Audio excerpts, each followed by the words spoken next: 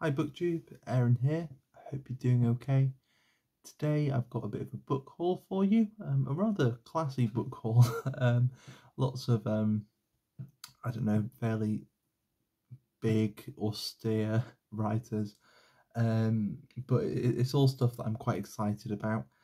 Some of it's for projects that are coming up on booktube, and there are a couple where they're just authors that I've enjoyed in the past and just want to make sure I have more of them to read in the future. But there are a few curiosities, and I'll start off with some of those curiosities. There are four of them, three of which are from like a table of free books that what I can tell haven't really been replenished in a year, and so I picked up these three books because they were kind of in the dregs, and I was sort of perusing it as I was going past, and I felt sorry for the books that I'd noticed them before and they hadn't found a home yet, so I thought I should give them a home. The first one, I don't think I can pronounce the title, Le Grand Molnay, I'm not entirely sure, by Alain Fournier, which is, I believe, a pen name. And this is about, well, it says it is a masterly exploration of the twilight world between boyhood and manhood, with its mixture of idealism, realism, and sheer caprice. But that is not its only magic. There is a magic of setting, of narrative, of the abject beauty of the heroine, of the inexplicable elusiveness of the lost domain itself. So very floaty, I think, very French synopsis there. And really on the back it just says it's one of the best French novels of the 20th century. And, you know, I like good French novels, so I thought I'd give it a go. Will it let me know who translated this? I don't think it says at all. I don't think it actually says in there who translated it. There's a copyright. Oh, there we go. By Frank Davison. I was getting worried for Frank there. So yeah, that's just one to possibly read in the future. This is one that I know absolutely nothing about, really. This is My Past and Thoughts, Memoirs, Volume 1 by Alexander Herzen. I think a Russian writer and thinker of the early 19th century, from what I can gather from the contents of this book. There's no synopsis on this at all, but I just picked it up because it was, you know, sort of memoirs from the early 19th century in Russia, and I've just finished reading War and Peace, and so I think my head is kind of still in that world, and so it'll be interesting to see a kind of first-hand account of that period. And it's also translated by Constance Garnett, who, I don't know, some people don't particularly like her translations of Russian classics, but I've got on well with her in the past, and so I think I'll be okay with it. So I'm not sure when or if I will read this. If I don't decide to keep it, I will put it in another little free library and hope. I'll put it in a strategic little free library in a location where I think maybe someone who's into that kind of thing might want to pick it up.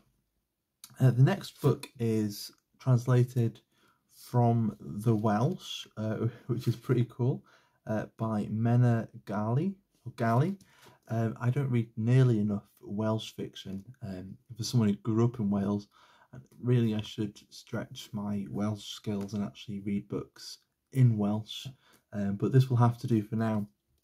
This is Full Moon by Caradog Pritchard, and I think this has been more recently translated as One Moonlit Night. I think this is the same book as that. I really love the cover. It looks fairly normal there, and then you realise that whoever this person is at the side, if you can make it out, that they have wings, or he has wings, I'm guessing. He has a moustache. I don't know what to expect. There's no synopsis on this, but it's a cool cover.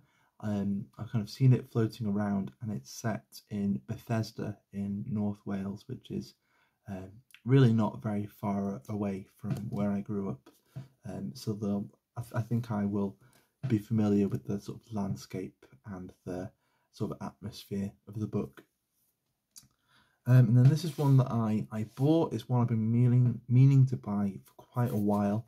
I first heard of it from Greg from Another Bibliophile Reads, and it's The Stronghold by Dino Buzzati, which is about, I think it's just some soldiers waiting around at the edge of this desert or this sort of steppe land, waiting for the enemy to arrive, but they never do, and there's the doubt that, you know, maybe there never was an enemy in the first place, and it kind of gets quite existential from there.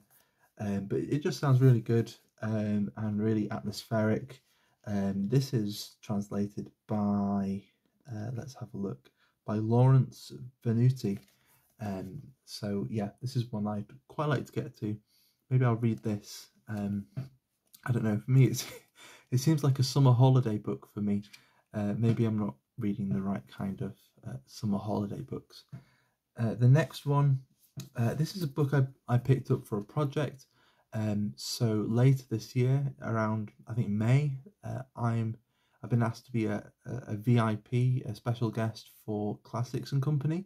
And I was asked to be the guest for this. This is The Pillow Book by Say Shonagon.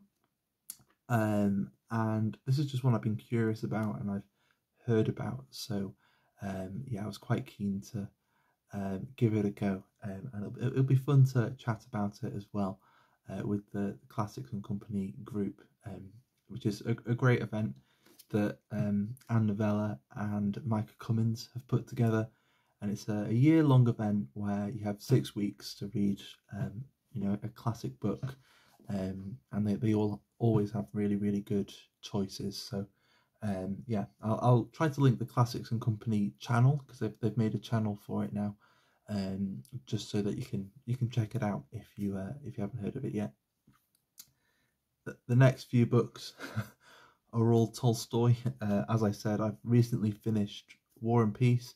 It was a reread, and he's just one of those authors I found that I really enjoy spending time with, and so I thought I'd pick up some of his other things that aren't War and Peace or Anna Karenina, just to see what the rest of his stuff is like, because I think he changed quite a lot as he got older. The first one here, I picked this up and I'm hoping to read it with Alan from Big Hard Books and Classics later on in the year. This is A Confession and Other Religious Writings, and so I'm supposing quite autobiographical. I think he was quite depressed, and he used the kind of writing of this book to, I don't know, maybe assess things and work out what was going on, and maybe put things into perspective. So yeah, it'd be interesting to maybe get a slightly different side, more personal side to Tolstoy. Then we've got The Cossacks, which I've heard good things about. This is a Everyman's Library edition, which I think for hardbacks, for, you know, a classic in a hardback edition, these are sort of my favourites really. This is when it was sponsored by the National Lottery, so there's some other things on here that, you know, it says it's the Millennium Library, but it is Everyman's Library. When I got this, it had this a kind of like, it's an ex-library book. It's been stamped on the top, and it had its plastic wrapping on it, but you could tell that it had been read or just sort of mishandled a few times, and it was all crinkled. It looked like a really bad shrink wrap had been put on it. But I think the last time this was checked out was in May 2002. So it's just been sitting in a library unread for 20 years. So I'm going to do my best to give it a good home and give it a read before too long. And then I picked up a box set. This is my first Everyman's Library box set of the collected shorter fiction by Leo Tolstoy. So this has 57 stories in it. It's in 2 volumes. So we've got the earlier stuff here, which has a portrait of a young-looking Tolstoy, which is rather odd. He doesn't quite look like himself to me, but then everything's okay because there he is with his big white beard, and all's right with the world again. So yeah, it'll probably take me the rest of my life to actually go through all these stories, but I just wanted to have a dose of Tolstoy ready for whenever I'm in the mood, but maybe don't have the energy for all of War and Peace or Anna Karenina, because I expect if you read them too much without enough of a gap, it can get quite tiring, I expect. And then the last one here is in a similar sort of area. It's an author I really have enjoyed reading, but I've only ever read one book by this author, but I just reread that book because I loved it so much. And I've been thinking recently that book might be in the running for being my all-time favourite novel, and that's The Magic Mountain by Thomas Mann. And so I picked up the new selected stories by Thomas Mann, and this is, I think, yeah, it's translated by Damien Searles. I think it's sort of edited and sort of selected by him as well. Yeah, and it's got a little introduction in there, and it's got Chaotic World and Childhood Sorrow, A Day in the Life of Hanno Buddenbrook, Louise, Death in Venice, and Confessions of a Con Artist by Felix Krull, but it's just part 1, My Childhood, so I don't know whether there was any more of Confessions of a Con Artist, or whether the fact that there's only one part is part of the con. I don't know, but yeah, I just want to spend some more time with Thomas Mann, and so I thought I'd try and read some of these short stories at some time this year. And there we go. So that's my haul. There are all the classy books that I've picked up, and yeah, I think there are 2 books that are waiting to get to me, but they'll take a while. But other than them, I'm not expecting to pick up any books anytime soon.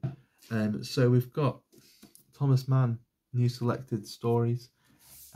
We've got The Cossacks by Leo Tolstoy.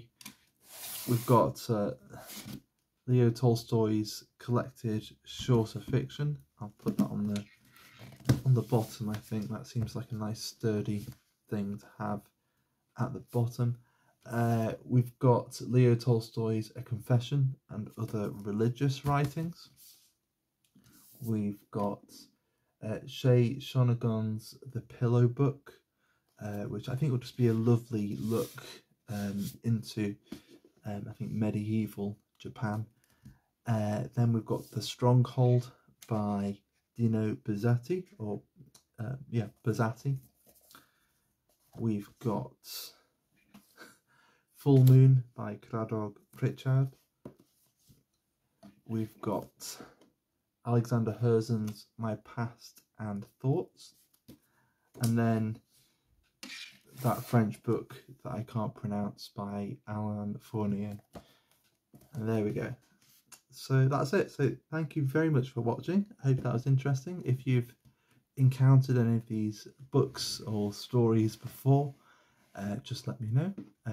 But yeah, I'm looking forward to giving them a go. So thank you very much for watching, and I'll see you soon. Bye bye.